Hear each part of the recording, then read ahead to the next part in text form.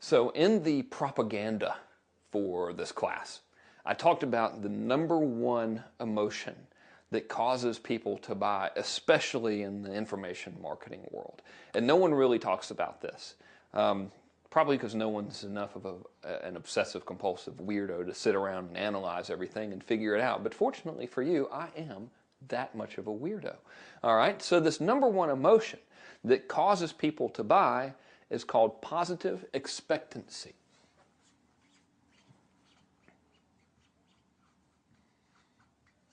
And this is a big one.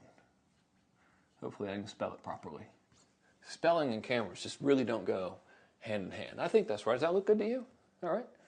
I don't know. Well, neither one of us know, but maybe it looks good to you. All right, so positive expectancy. Now here's what that means. What positive expectancy is when your prospect sees something and says, you know what? I see how that would work. I see that I could do that. And they don't necessarily say to themselves, I'm going to go out and do that tomorrow, but internally they say, all right, that could work. That makes sense to me. And therefore they have this positive expectancy that they can do it, that it can work. And I learned this when I first started teaching the underachiever method back in 2003 or 4. I think with my main man, Easy Ed Dale, the Australian dynamo. Delightful little man. I'm sure you all know and love Easy E. Here's what we learned. I would be on stage and I would be teaching people about my parrot site. So if you're not familiar with the story, I'll give you the really brief version of the story. Years ago, I had a website, internet marketing related website called Cashflow Circle. And I had it with my friend Sean Casey. And it got to be really big. I think it was the biggest membership site ever of its time back then. Of course, we've eclipsed it many times now in these days. But back in like 2003, when I had the site, it was doing about $100,000 a month. We had 1,000-something people at $97 a month, and we thought we were the killer, right? We were like, man, we are so badass. And then this dude writes in, and he's like, listen, I think you're full of shit. Because how do I know you've ever sold anything else online other than stuff about how to make money online? And the ugly truth was I never had sold anything else online. So I was like, oh no, maybe I am full of shit. I'd better get my act together and try to sell something else online that has nothing to do with making money in a market where they don't know me, just to prove this guy wrong. He didn't publicly say this, by the way. It was just an email to me, but it bothered me because I didn't want to be full of shit. You know, like, what if the stuff I was teaching didn't really work? I wanted to really make sure that it worked.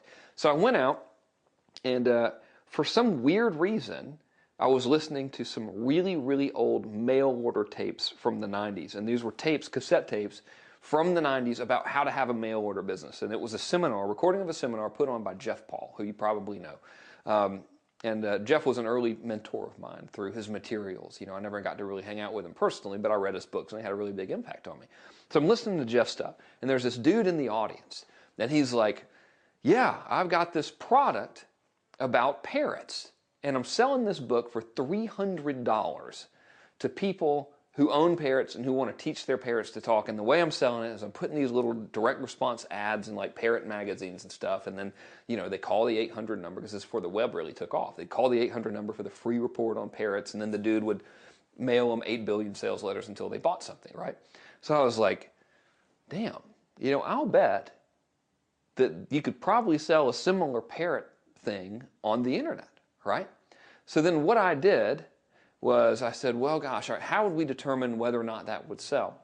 So I went to the Yahoo keyword finder thingy, which now you can't really use it anymore, so you have to use Google's. It's not, Yahoo's not open to the public, but Google keyword tool will work just as well. And I typed in the word parrot, and I discovered that 70,000 people a month were searching for the word parrot. And I was like, okay, well, how do I get my stuff in front of these 70,000 people? So then I said, well, shit, all I got to do is buy PPC ads on like keywords like parrot. So I see the 70,000, so I'll draw it out for you. So I got my 70,000 people here.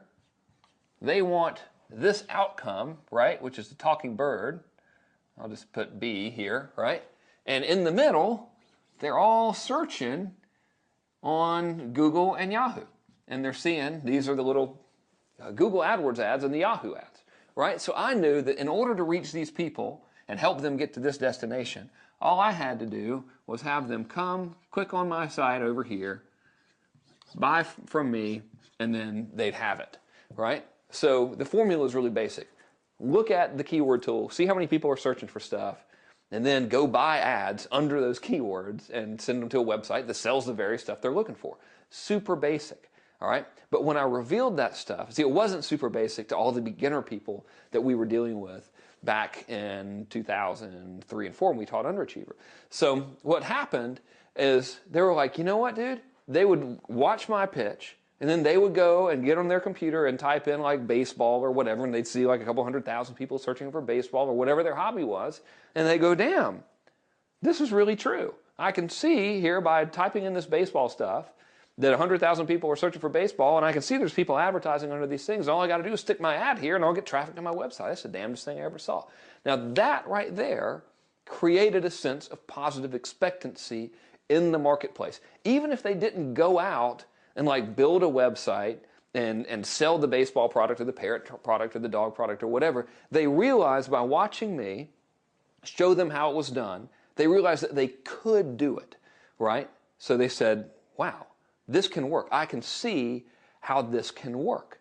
And that created the positive expectancy, which then I didn't really realize what a huge deal that was. I knew I was onto something because the parrot story got told a gazillion times. Incidentally, I did create a parrot site. It was called yourparrotwilltalk.com, and it was making like $3,500 a month when I was telling this story. Right? Now, once I told the story, everybody copied it, and then it started making nothing, which is good. At least people took action. Didn't really help my bottom line very much, but what do I care, right? It was only $3,500 a month. But that's the point. The positive expectancy is generated by showing them how something is done and by demonstrating that they can get the results. Even if they don't have to go out and actually get the results. They just have to mentally see themselves doing it. You show them a clear, realistic roadmap. And it wasn't until years later that I discovered the ultimate strategy for generating positive expectancy, and that is results in advance. And if you've heard me talk about this before, you still need to watch this video because this is probably the most powerful thing I could ever show you, right? This results in advance is the secret, the number one secret to why I'm very successful online.